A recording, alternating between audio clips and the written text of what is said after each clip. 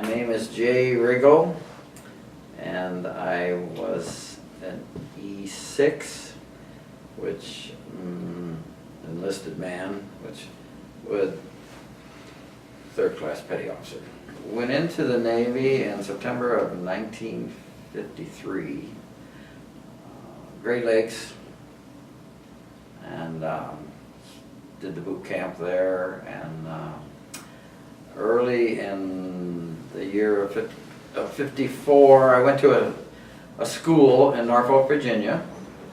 I was a pipe fitter. That was the school. And they taught us actually pretty much a Navy plumber, which I thought was right up my alley because my father was a plumber. Well, as it turned out, Navy plumbers are a lot different than civilian plumbers. What they did is taught us how to weld, and we did a lot of welding day after day, because in those days those ships were all steel with flanges, and so things were welded together. Maybe they still are, but then there was almost everything was welded. So when the school was over, and it was a 16-week school, so I was there in Norfolk quite a long time. When it came time to be assigned to a ship, they actually, we were able to make a choice, and it was based on your how well you did in the school. In other words, from 1 to whatever 6, I don't know how many there were, but so it was based on your performance in the school. And then they had a list of ships who needed pipe fitters.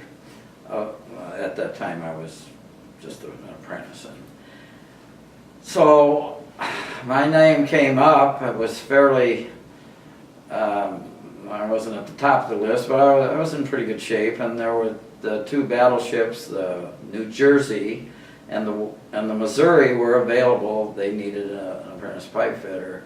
So a friend of mine that I had met at the school was from New Jersey, and I can't remember his last name, but his first name was Mike, and he was close to being in the list. And he said, I want to be on the New Jersey, and so I think I was ahead of him. He said, don't take the New Jersey. We both decided we wanted to be on a battleship. And so I said, okay, Mike, I won't take the New Jersey. I'll take the Missouri. Well, I'm 18 years old. I'd heard of the Missouri. Didn't mean a whole lot to me at the time, but I'd heard of it, and I knew it was a famous ship, and that's about it. And so I was assigned to the Missouri. And obviously the Missouri was in Norfolk, Virginia at that time. So you asked the question about what was my first impression when I first saw that ship. I was awe-stricken. In those days, those battleships were the largest ships in the Navy. They didn't have the big carriers, and they were bigger than the carriers. And so I can remember walking up to that ship, and the bow was there, and I'm looking up like that, and I said, I never saw anything this large in my life. I can remember going back to the Missouri, gosh, it was easy to get lost on it. It probably took me 2 or 3 weeks before you could actually get lost on that ship. I remember that we did stop in Cuba, Guantanamo Bay, on the way through there, and it was in August. It was very hot. They allowed us to sleep up on the decks, and it was hot. And they had a swim call. If you can imagine, Guantanamo Bay is full of sharks, and they let us.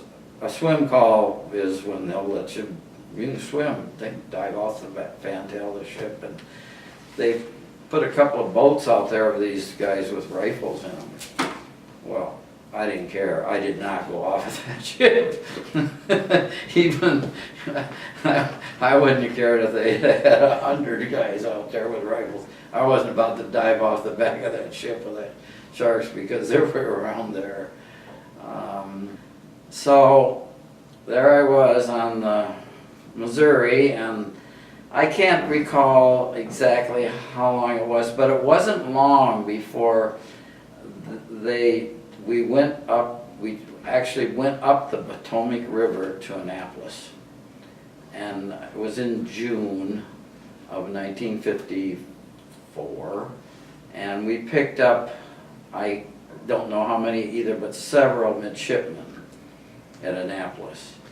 And we went back down on a midshipman cruise. There were other ships in the fleet. I guess the only interesting part about that whole trip was up the Potomac was the fact that the Missouri drew, or maybe some of these other folks, you needed 40 feet of water for that ship. That's how much was below. And the Potomac River is not that deep in some places. So we picked up a lot of sand. And all the plumbing on those ships in those days was salt water. All the toilets, all the showers and everything. So once we got back out, and another story, they warned the captain that would happen. Apparently they had not done that before, but some of those fellas they wanted to show, well, I can do that.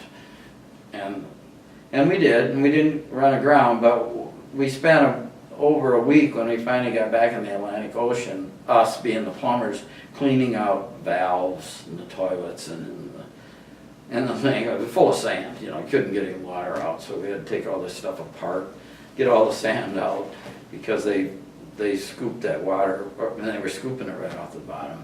So anyway, we went, it took us at least 2 weeks to get to Cherbourg, France. And because it was a training cruise for midshipmen. You may know, I think it's their junior year that they do that. And the reason it took so long, as I remember how come it took so long, because we were doing a lot of this, because it was and we ended up in Cherbourg, France, and there was a small carrier with us, and a tanker and a few destroyers, and it was not. We were always upset because everywhere we went in the Missouri, since the ship needed so much water, we couldn't go into most of the ports. So we were always anchored out about a mile. And everybody else is tied up, so they're free to come and go. But we had this other fellow was talking about those Liberty boats going back and forth. So we got to Cherbourg, and we did have a Liberty, and I went to a town down on the Normandy coast. It was named Caen because there were several sailors, and Cherbourg was a little town. And what was amazing to me is that here it is 1954, and the town is still all bombed out. Didn't look like they'd done anything yet. And along the Normandy coast, the train that we took down to this city of Caen, I think they pronounce it Caen. It's right on the coast. It was probably an hour drive or train ride, and there were all kinds of barges and jeeps and tanks, and still long ago, 10 years had gone by, and I would have thought the scrap value even then, but I guess the French were not that interested in picking the stuff up. It was amazing. It was like a scrapyard all along that Normandy coast. Not every 10 feet, but there was a lot of military gear that was left behind from the invasion. So when we got back, and it took us about as long to get back to Norfolk, and I guess the captain had learned his lesson. He didn't go up the Potomac to take them back to Annapolis. They got off Norfolk, and so they announced that they were putting all that class battleship out of commission, and the Missouri was going to Bremerton, Washington. And so we had a choice. Anybody who wanted to be reassigned to Norfolk, they could, or you could go around.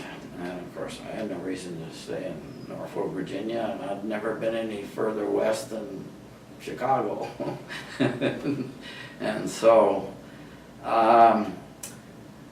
we went down. I don't know how many times that ship had been through the Panama Canal before then, but that's where we were headed for. And I know this other gentleman mentioned, this would have been in August of 1954, by the way, if you're keep.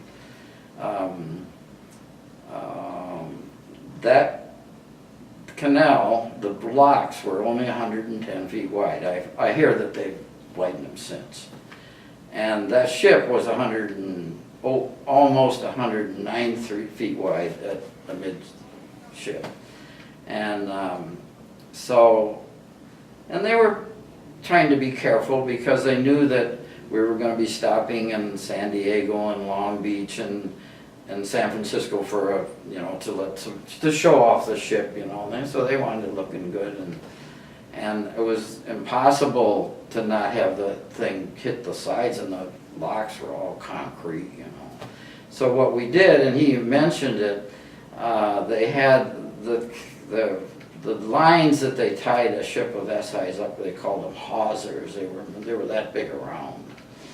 And what we did was they cut these hawsers up in about, well, it must have been at least 20 feet lengths. And everybody was on deck. There was, all the seamen, and, well, anybody except for the officers. And we started at the bow with it. There was a pile of them, and you take one in your hand. You start at the bow, and as they moved, you walked along as they moved the ship through the lock. Well, these hawsers, by the time we got to back to where it would narrowed up again, were just burnt right in two. Imagine this big around, and so that's how they kept the sides from being banged up. I think what he mentioned is that they had those rope ladders, but those rope ladders weren't, the hemp on them was only that big around. We were using big stuff.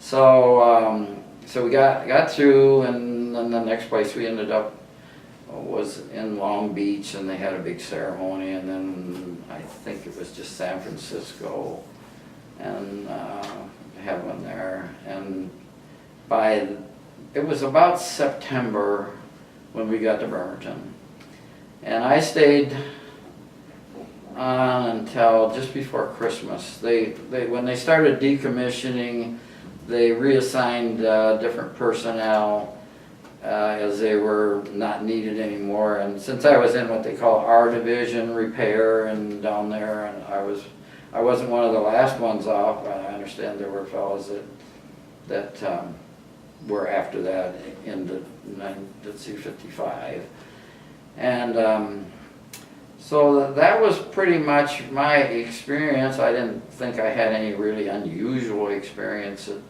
on the Missouri.